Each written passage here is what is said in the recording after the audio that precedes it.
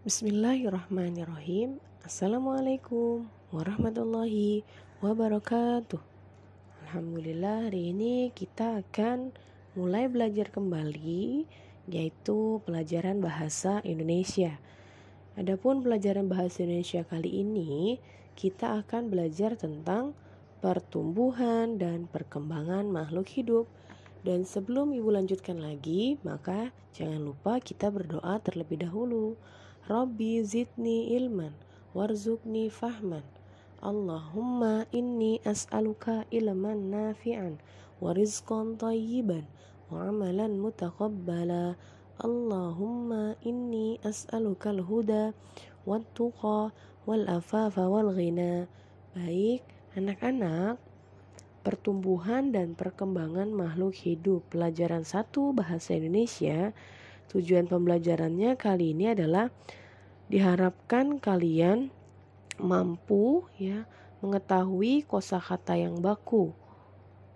Ketika membaca sebuah teks, kalian bisa tahu ini adalah kosakata yang baku.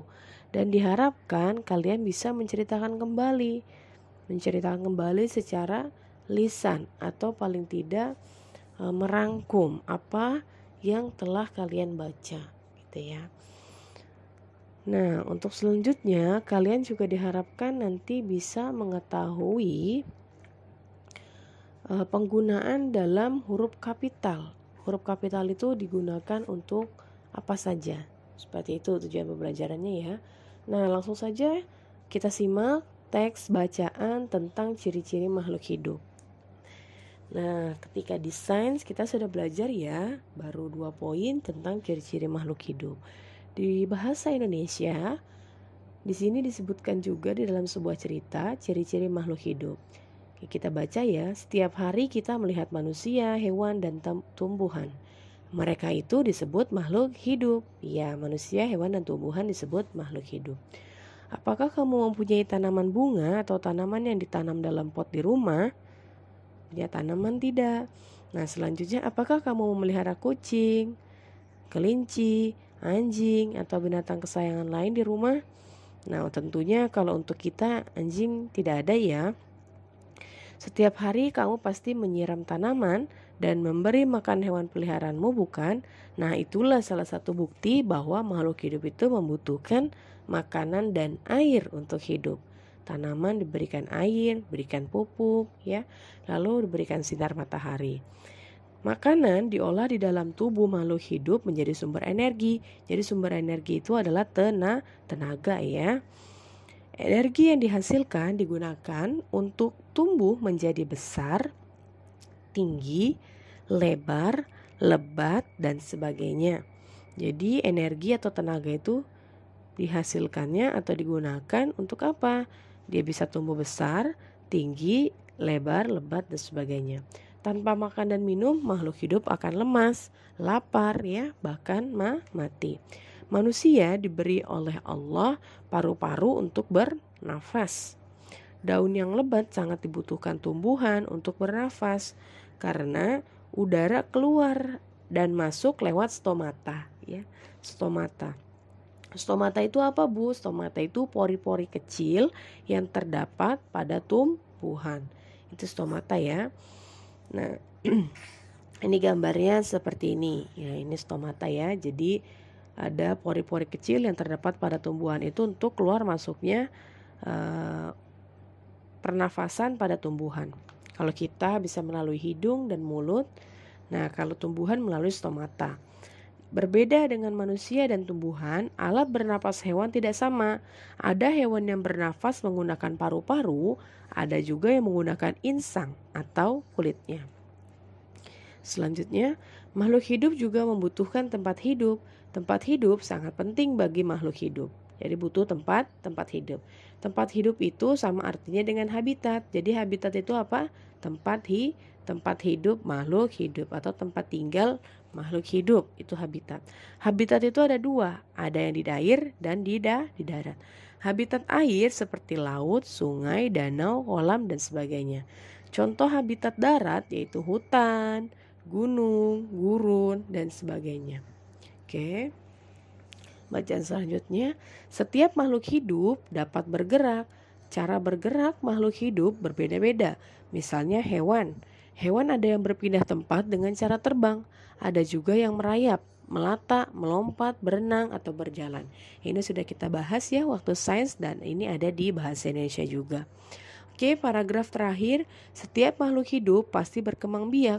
Yang dimaksud berkembang biak adalah bertambah banyak, berkembang biak. Ingat ya, berkembang biak tidak sama dengan tumbuh. Berkembang biak bertambah banyak, sedangkan tumbuh dia bisa menjadi lebih tinggi. Misalkan ya, cobalah perhatikan beberapa hewan di sekitarmu seperti ayam, kucing, atau kelinci. Hewan-hewan itu pasti berkembang biak dengan memiliki anak. Begitu pula manusia, ayah ibu kalian punya anak kalian, seperti itu ya. Dan tumbuhan pun juga seperti itu. Tumbuhan bisa berkembang biak. Misalkan tadinya ada satu pohon pisang, lalu memiliki tunas lagi, kalian tanam lagi, dia pasti nanti bisa berkembang biak. Itu ya.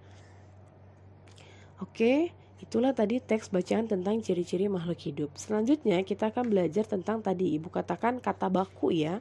Kalian bisa mengetahui kata baku di dalam sebuah cerita. Contoh, ada kata-kata energi. Nah, energi ini merupakan kata baku juga ya, kosakata baku. Nah, ini bisa kalian cari artinya di Kamus Besar Bahasa Indonesia. Bu, saya tidak punya kamus. Maka kalian bisa melihatnya di KBBI online ya. KBBI online itu ada di mana, Bu? Oke, kalian bisa lihat di kbbi.web.id ya. Untuk lebih lengkapnya nanti ada di sini tuh ya tulisannya ya. Oke, kita lanjutkan. Nah, energi itu apa sih? Energi itu tadi tenaga ya. Energi adalah tenaga. Selanjutnya bernafas. Nah, bernafas ini apa artinya?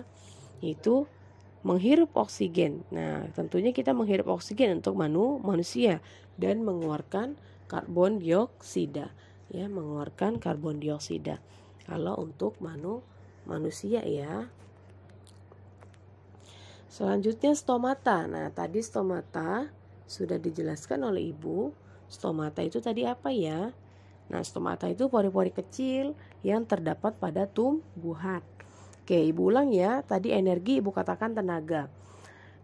Kalian bisa lihat di layar, energi itu adalah kemampuan untuk melakukan kerja, tenaga ya.